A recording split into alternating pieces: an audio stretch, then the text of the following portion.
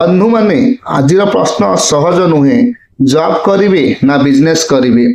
यह केवल एक प्रश्न नुहे, यह आपण जीवन को बदलैबार एक निष्पत्ति। आज आपण जहाँ बाछिबे से ही आपणकर आगामी 20-30 वर्ष को निर्णय करिब। चलନ୍ତୁ प्रथम जॉब विषय रे कथा हेबा। जॉब कौन ना दिन को 8 ରୁ 10 घंटा काम करिबा, अन्य लोकर स्वप्न पूरण पई निजे काम करिबा। आपण सकाळू उठंती, ऑफिस जानती, सारा दिन मेहनत, किंतु धनी क्यों हुए आपण बॉस।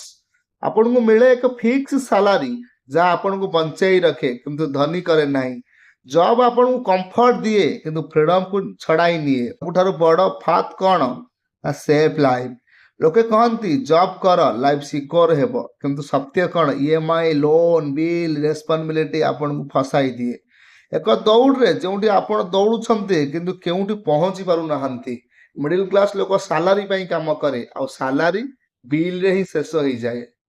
ए बिजनेस विषय रे कथा बा। बिजनेस कौन ना आरंभ रे स्ट्रगल रिस्क किंतु परे अनलिमिटेड फ्रीडम इनकम रेस्पेक्ट।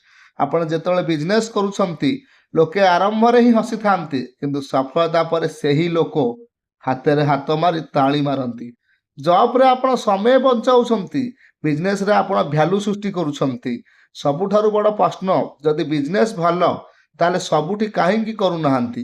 कारण भय, फेल हेबार भय, पैसा बुड़ी जिबार भय, लोक कौन कहिबे डर। किंतु सुनंतु रिस्क नेबा जीवनर सबुठारु बड़ रिस्क। जॉब रे मध्य रिस्क अछि, केबे मध्य जॉब जाई पारे, किंतु बिजनेस रे कंट्रोल आपणक निज हाथे रे।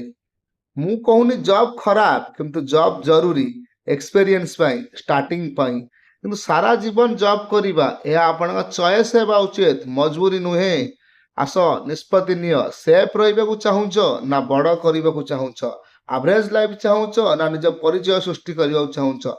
मने रख, आपण निज स्वप्न पाई काम करि नथिले अन्य जने केही आपणकू ताका स्वप्न पाई काम रे रखि देबो। तेणु बंधु माने जॉब करंतु किंतु माइंडसेट बदलंतु, बिजनेस करंतु किंतु भय छाड़ंतु।